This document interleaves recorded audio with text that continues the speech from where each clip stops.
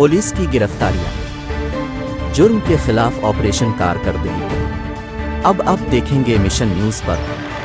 कौमी करप्शन के खिलाफ आपका मिशन आपके साथ।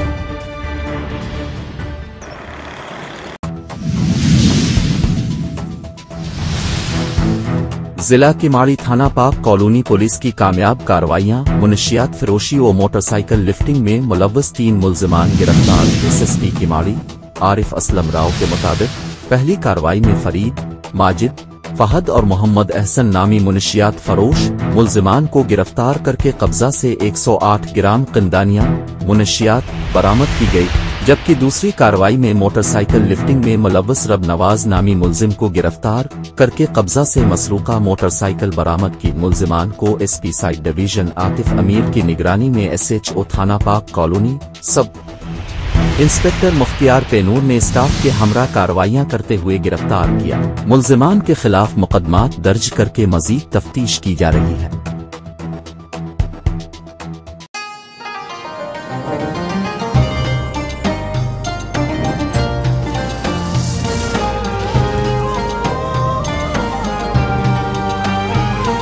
डालडा का रमजान 250 रुपए तक की बचत के साथ।